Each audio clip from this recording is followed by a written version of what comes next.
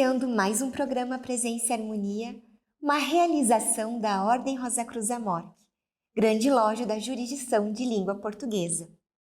E hoje conversamos sobre o poder dos hábitos criativos. Quem está conosco é o Frater Júlio Luckmann. Confira!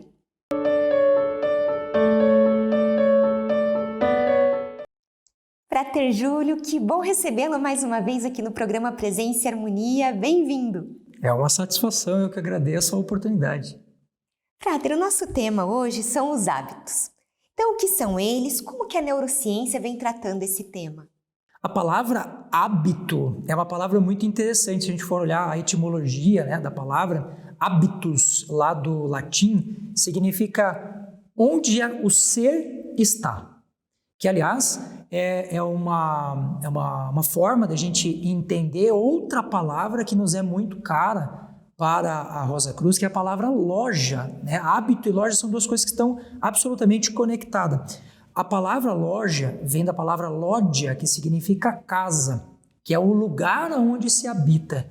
Então, o ser que está aqui e o lugar onde esse ser habita. Hoje a gente não usa mais a palavra lógia em português, mas a gente ainda usa coisas como desalojado, ou alojamento, assim como acontece com a ideia do hábito. A gente ainda usa a palavra hábito, habitat, assim por diante, mas hábito é visto pela neurociência como um dos processos mentais que fazem a gente literalmente economizar energia.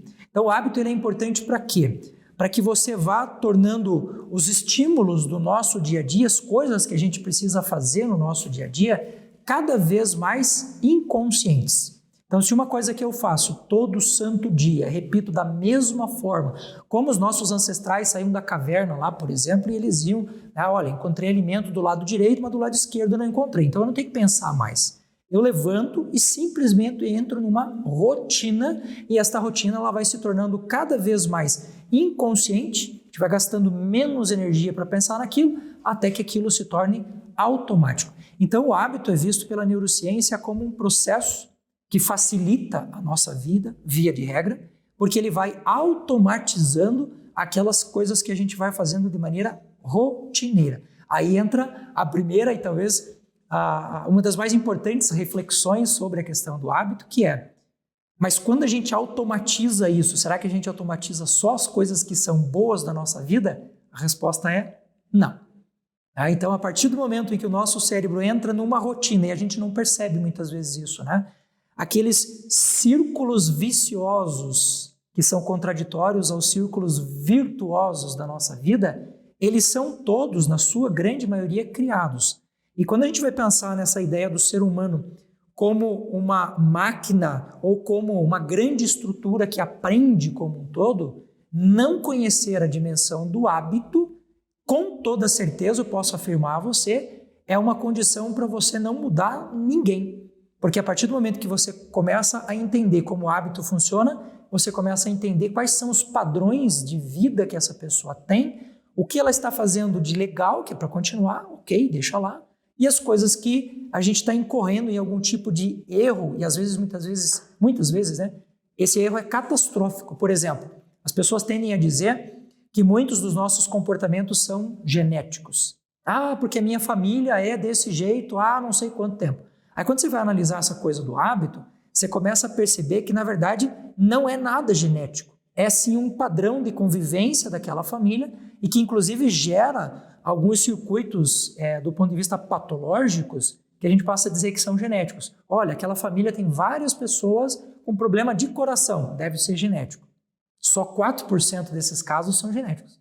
O restante tem a ver com esta automatização que nós chamamos, no final das contas, de hábito. E qual que é a relação, então, dos hábitos com a aprendizagem?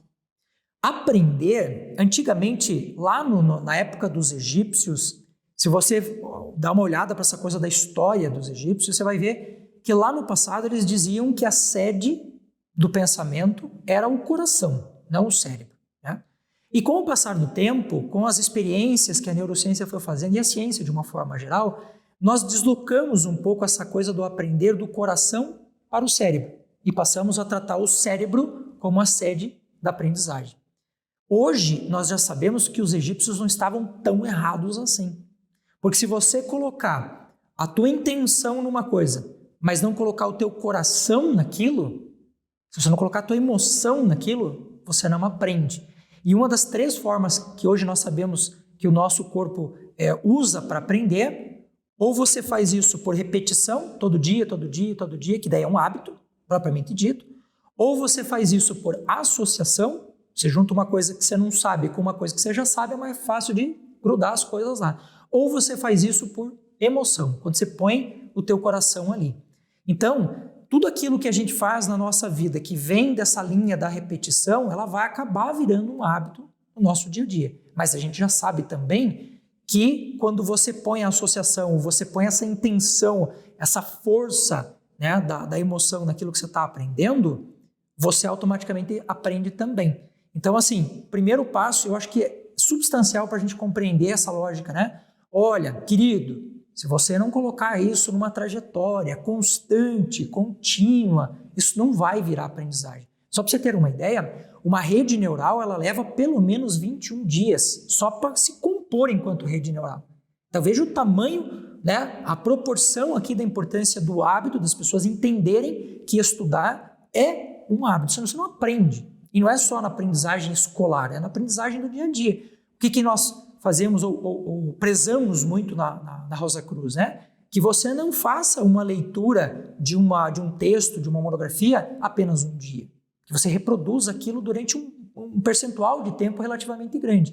Então, eu acredito que se as pessoas não entenderem esta lógica do habituar-se a fazer alguma coisa, nem a gente aprende nada, nem a gente reaprende algumas coisas que a gente aprendeu de maneira equivocada, errada e assim por diante. Isso acontece muito, né? Olha, eu aprendi a fazer aqui de um jeito e, putz, eu percebi que aquele negócio não tá legal. Então eu quero refazer isso aqui na minha vida. É um reaprender. É um reescrever sobre uma página que não é mais em branco, uma página que já foi escrita e que dá muito mais trabalho reaprender do que aprender do zero, né? Então tem uma ligação absolutamente essencial nessa compreensão do hábito com a ideia de aprender.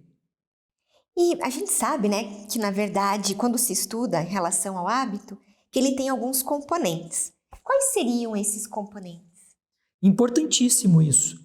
Eu acho que se a pessoa já está convencida, a essa altura do campeonato aqui da nossa conversa, que o hábito é uma coisa importante, a gente precisa entender como é que eu faço para criar o hábito ou, se eu quiser reconfigurar o hábito, por onde que eu começo?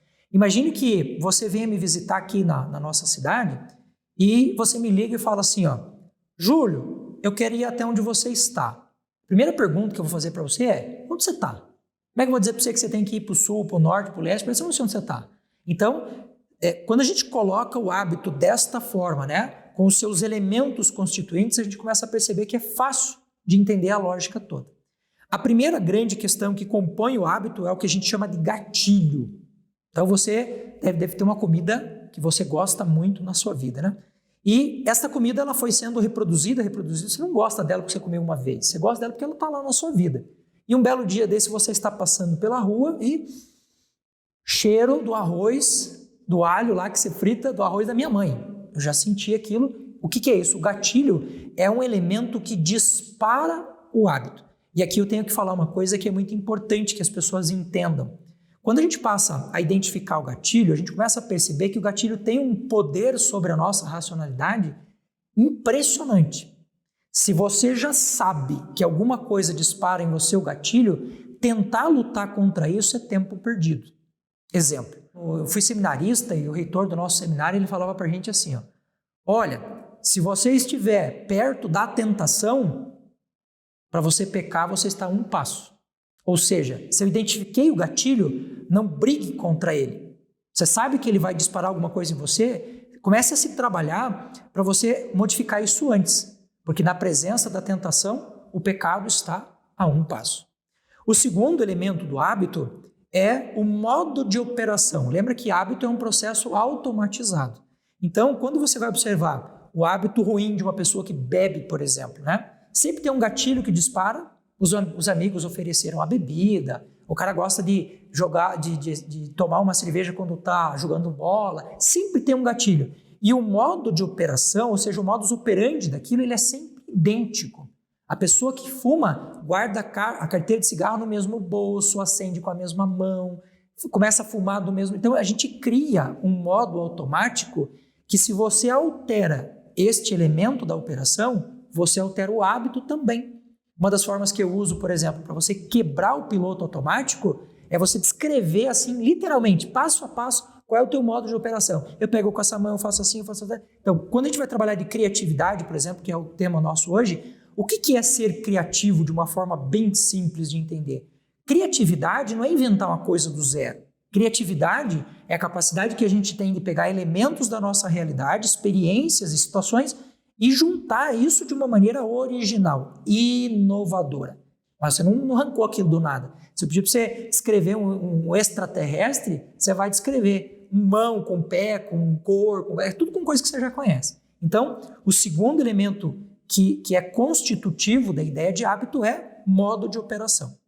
O terceiro elemento é o que a gente chama de recompensa. A gente não pode pensar na recompensa aqui como um benefício necessariamente, porque a pessoa que fuma, a pessoa que bebe, a pessoa que tem um hábito ruim, não necessariamente ela está ganhando com aquilo a longo prazo, mas sempre há uma recompensa em fazer aquilo, que é o que a gente chama na neurociência de intenção positiva. Qual é a intenção positiva de alguém que bebe?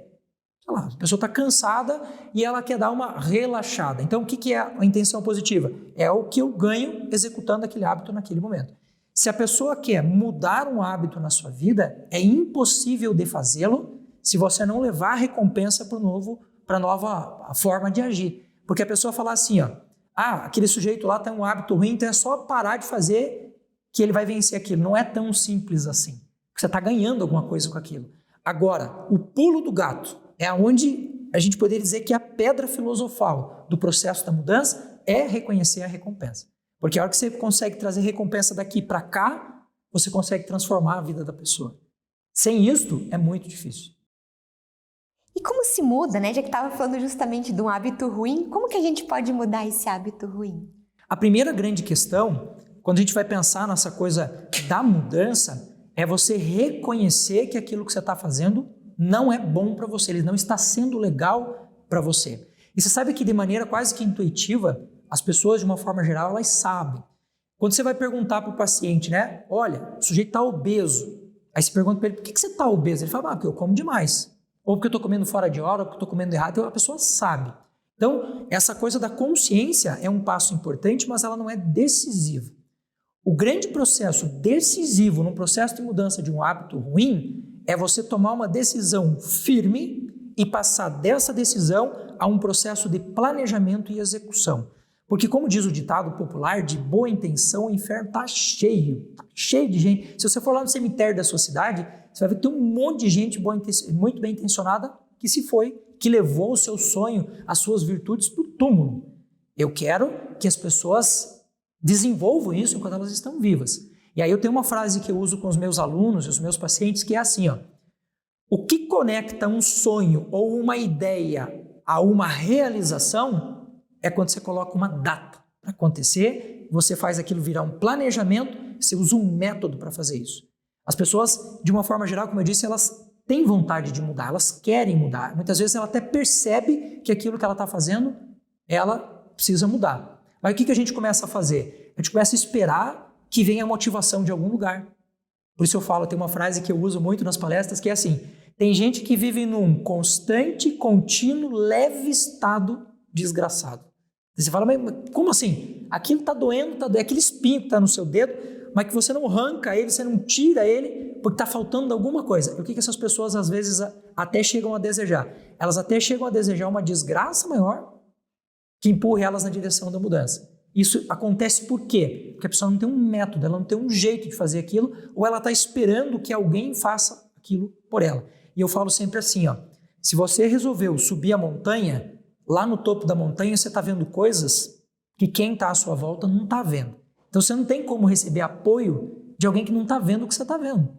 Então dependa de você, tenha um bom método, comece um planejamento e execução. Aí você vai criando constância até o momento que você sobe a escala da intensidade.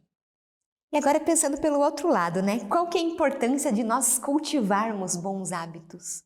Se a gente sabe que o hábito é um processo que vai ser automatizado e a gente sabe boa parte das leis naturais que regem o nosso corpo, a nossa mente, são coisas que estão descritas pela literatura, não são coisas novas.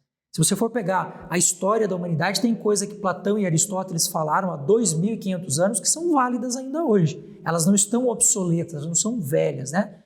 Então, quando a gente vai pensar nessa coisa de eu sei como o cérebro funciona, eu sei quais são as minhas leis naturais, eu preciso começar a romper com alguns comportamentos que vieram dos nossos pais, que vieram da sociedade onde a gente vive, dos preconceitos que a gente absorveu ao longo da nossa vida, e começar a colocar isso numa rotina para que isso comece aos poucos se tornar para você um hábito que é um hábito bom, que é um hábito criativo, que é um hábito que faz bem. Eu tive uma situação de uma mãe que chegou para mim um dia e falou assim: professor, como é que eu ensino meu filho a gostar de leitura? De uma forma muito simples, leia com ele. Se ele não olhar para você e não vê em você a virtude que você está tentando passar para ele vai dizer, não, eu estou sendo enganado, isso aqui não serve não. Uma coisa que serve para mim, mas não serve para você, você vai dizer, não, isso aqui está errado. Né? Então o processo de formação desses hábitos criativos olhe, entenda um pouco essa lógica do que está à sua volta em termos de uma vida boa, e não faltam referências, e comece a colocar uma coisa em prática todo dia, virou hábito, passa para a próxima, virou hábito, passa para a próxima. Daqui a pouco você vai fazer o que eu chamo, né, do destravar emocional para a vida que vale a pena ser vivida.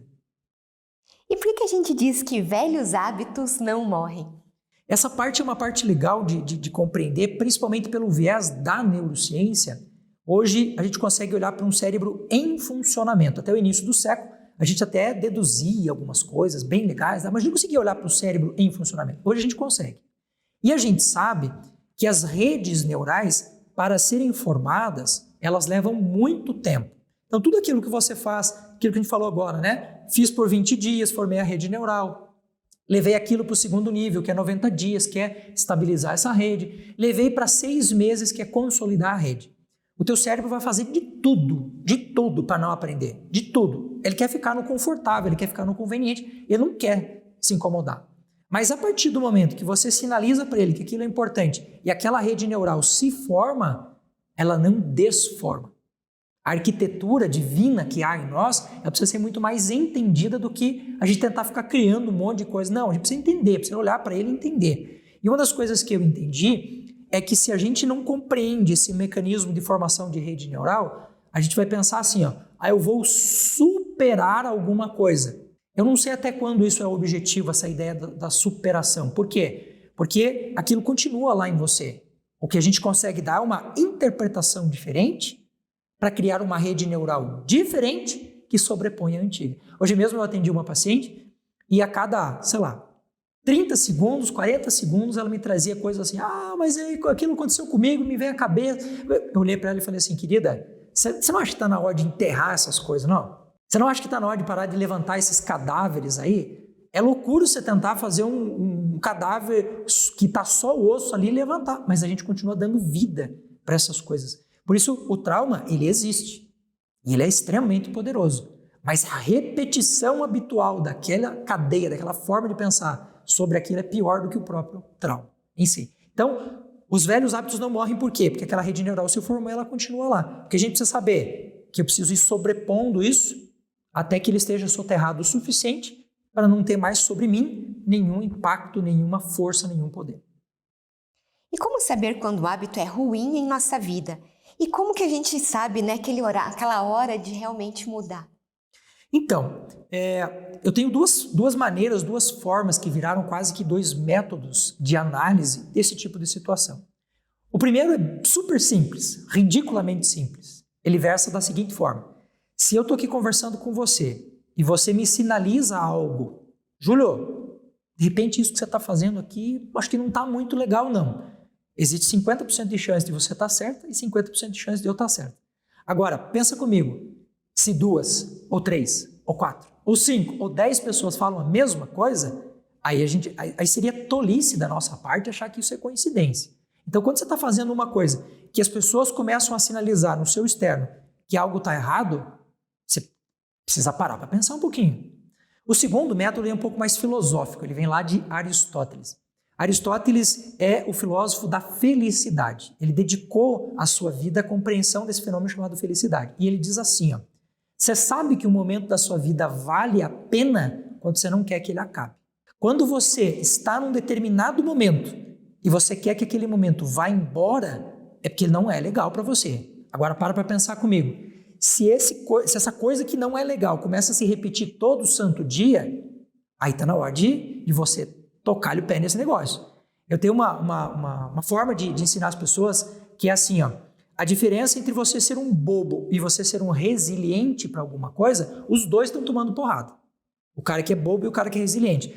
Mas o resiliente, ele está tomando porrada, mas sabendo que aquilo que ele está tendo de sofrimento naquele momento vai ser com um propósito para alguma coisa que seja no mínimo para superação. O bobo não, é aquele que está há 25, 30 anos tomando na cabeça pela mesma coisa e ainda não teve coragem de mudar. Esse hábito é ruim. Está na hora de você se desapegar desse negócio, né? E agora sim, né, Júlio, o que são os hábitos criativos? Quando a gente olha para essa coisa da vida boa, a gente sabe que o ser humano, ele não nasceu pronto. A gente não vem com uma espécie de manual em que eu consulto a página 300 para saber como é que eu devo viver a minha vida. No entanto, viver a nossa vida e observar as pessoas que estão à nossa volta, a gente começa a perceber algumas coisas que deram e outras que não deram certo.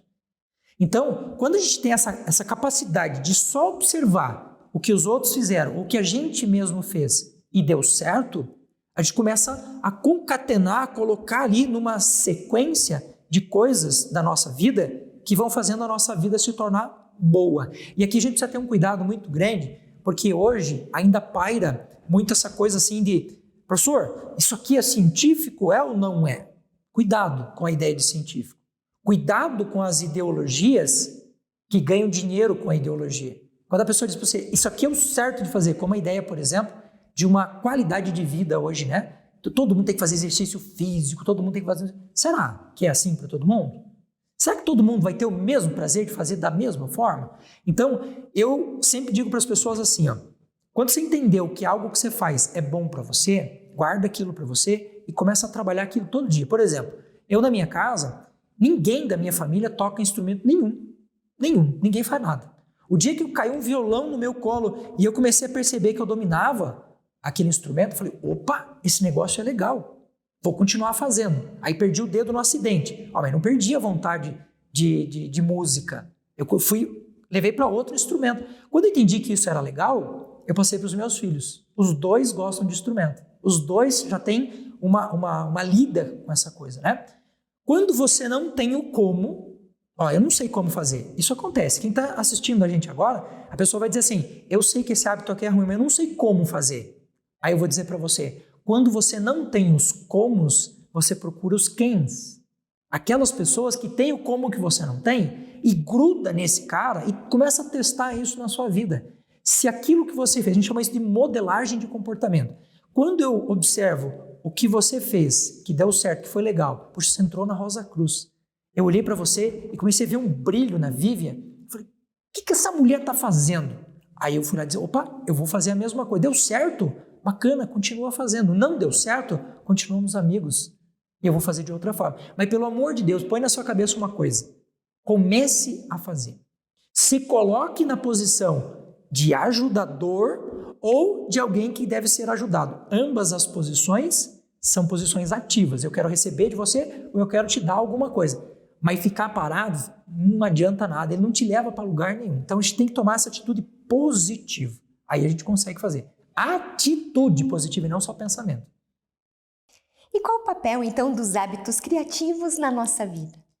Olha, se a gente for olhar um pouquinho para a coisa do cromossomo, né? Aquela parte do nosso DNA que contém toda a informação genética que determina tudo no nosso corpo. A gente vai descobrir uma coisa muito legal, que o nosso cromossomo ele tem uma programação genética para a gente viver cerca de 124 anos. Se você olhar para as pessoas que estão à sua volta, você não vai ver muita gente com 110, nem com 100. Aí com 90 começa a aparecer um aqui, outro acolá. Com 80 tem um pouquinho mais. A pergunta é, por que que essas pessoas que viveram até 100, 110, 120 conseguiram e as outras não? Teoria nossa, né? Coisa da filosofia Rosa Cruz de ser. Nós somos grandes canais pelos quais passam um fluxo de energia que eu gosto de chamar de vida. Se essa vida encontra caminho para ser escoado, você tem um caminho que te leva a um desenvolvimento. Se você começa a criar bloqueios, como uma mangueira de jardim, está passando água, imagine que você começou a fechar, a apertar essa mangueira em determinados lugares, ela vai começar a sofrer uma pressão e essa pressão, uma hora, vai explodir e essa explosão gera um desequilíbrio e o desequilíbrio é aquilo que é o nome bonito que a gente dá para doença, para patologia. Então, toda vez que uma pessoa começa a olhar para essa coisa de cuidar da saúde, ele nada mais está fazendo do que entender como é que esse fluxo pode acontecer de maneira perfeita. Como é que eu posso fazer para viver mais? Para dar a este corpo, que nada mais é do que um receptáculo, um caminho para essa energia. Então, acho que a primeira grande questão para a gente olhar para essa coisa do hábito criativo é: o que eu preciso para viver bem? E parar de bater, de dar murro em ponta de faca em coisa que não funciona. Você já percebeu que dormir 2 horas da manhã te faz mal? E você continua fazendo? Aí tem um ditado que diz que a maior desgraça do homem não é sofrer a desgraça, é merecer a desgraça. Então, hoje a gente tem conhecimento mais do que suficiente do ponto de vista biológico, do ponto de vista espiritual, do ponto de vista emocional, para ter uma vida perfeita, perfeita. Né? Então, criar hábitos que são criativos, que são inovadores, que são benéficos, que são saudáveis, ao meu ver, é o caminho ou é um dos caminhos para que a gente tenha uma vida boa, uma vida legal, uma vida que vale a pena. Sim. E você teria algumas dicas de como que a gente pode realmente inserir essa questão de criar hábitos criativos na nossa vida? A nossa cultura, a cultura brasileira, falando especificamente, é uma cultura que foi formada a partir de muitas raízes. Muitas raízes. Então, do ponto de vista cultural, a gente costuma dizer que nós somos muito diversos. Mas a diversidade também é um outro nome que se dá para uma bagunça, né? Às vezes a gente tem tanta coisa para seguir, tem tanta coisa para acreditar, que a pessoa acaba não tendo uma linha lógica. Então, imagine a seguinte ideia. A gente está aqui gravando um vídeo sobre hábitos, uma coisa super legal, que é uma pérola que eu estou dando a você. Aí você guardou essa pérola, aí outro dia eu te dou outra pérola e outra pérola e outra. Daqui uns dias eu vou te perguntar, cadê? Onde é que elas estão? E você vai dizer, não sei, perdi uma, outra, não sei onde que foi, me roubaram e tal. Então, antes da gente entrar nesta lógica da pérola em si, eu acho que um dos elementos mais centrais, mais importantes, que a nossa cultura não tem, é método de vida. A gente às vezes segue algumas coisas de maneira meio cegas, assim, né? Ah, porque alguém disse, porque aquele disse, porque... Não, método. Por que você está fazendo? Método, a palavra método do grego significa caminho, jeito, forma de fazer. Né? Então, o método é o fio condutor que eu te dou e você vai colocando a primeira pérola, a segunda pérola, a terceira pérola, daqui a pouco você formou um colar bonito. Então, a vida boa, a vida que vale a pena é esta vida em que você vai buscando essas pequenas pérolas acopladas a um método, a uma forma de fazer as coisas que te permite chegar em algum lugar. Eu vou te dar um exemplo de um método. Eu uso um método chamado Ikigai. Ikigai do japonês significa a vida que vale a pena, literalmente. Né? Estilo de vida. E o Ikigai está baseado em algumas coisas que são bem simples. Primeiro ponto do Ikigai. Comece pequeno. Não começa grande. Toda vez que você tenta fazer um negócio com grande intensidade, você vai ver que ele não funciona. Então, comece pequeno para te dar constância. Se liberte das arestas, se liberte daquilo que te deixa feio. Se você olhar para um diamante, você vai ver que para que ele fique bonito, ele tem que ficar menor do que ele já era. Se ele não ficar menor, ele não fica bonito. E às vezes, para você conseguir chegar a uma mudança substancial de hábito, por exemplo, na sua vida, você precisa ir cortando essas arestas, precisa ir tirando essa casca, essa coisa feia, né? Terceiro elemento que é substancial neste método: esteja aqui e agora. Se você parar para pensar quanto tempo você gasta com coisa inútil, com coisa que nunca vai acontecer. E aí é uma frase que é uma ideia que eu quero que você pegue para levar para a sua vida. Jamais permita que o impossível limite você no que é possível. Quando você começa a pensar no passado, por exemplo dessa senhora que eu falei agora, E ela começa a falar, a resgatar, a revirar os cadáveres velhos lá da sua experiência. E eu digo para ela, está na hora de enterrar isso. O que eu estou falando para ela na prática? Que uma coisa que não pode ser mudada, que é o seu passado, está limitando você naquilo que você pode fazer agora. Então, são 3 passos de um método. É uma forma. Se você pegar esses 3 elementos e aplicar a aprendizagem, a espiritualidade, a saúde, a mudança de hábitos, você vai ver que ele funciona. Então, a ideia do método para que você tenha um hábito criativo e a partir de cultivar, não cultuar. Cultuar é eu olhar para a Vivian e falar, que hábito bonito ela tem, tô cultuando. Não, é cultivar, é plantar. E aí a gente tem que, para fechar a minha fala, a gente tem que pensar sempre assim, se você quiser colher a longo prazo, você vai plantar um pé de maçã. Ele leva 5 anos para te dar a maçã. Se você quiser plantar para colher rápido, você planta feijão. Em 3 meses, 4 meses você colhe o feijão. Agora, um dá muito mais trabalho do que o outro, depois que você plantou, você não precisa fazer mais nada. Ele vai gerando fruto para você o tempo todo. Então, o que eu digo para você? Pega os hábitos centrais, aqueles que são mais importantes, são os hábitos angulares, né? E junto com ele vai trabalhando os pequenos todo dia. O dia que você tiver com maçã suficiente, você não precisa plantar mais feijão. Aí você vai colher do outro e assim por diante. Perfeito, Júlio. Acho que é uma ótima maneira da gente, encerrar nossa entrevista. Sou muito grata por tudo que você compartilhou conosco hoje. Obrigada. Gratidão por estar aqui, por me permitir me conectar com tanta gente, para a gente poder transformar o mundo. Quiçá a gente atinja o objetivo de formar um exército de pessoas que transformam o mundo. Isso, perfeito. Muito obrigada. Aproveito para lembrar do nosso e-mail presenciaharmonia@morte.org.br. É muito importante para nós essa via de comunicação que nós temos com você que nos assiste. Agradecemos a participação conosco hoje e até o nosso próximo encontro. Paz profunda.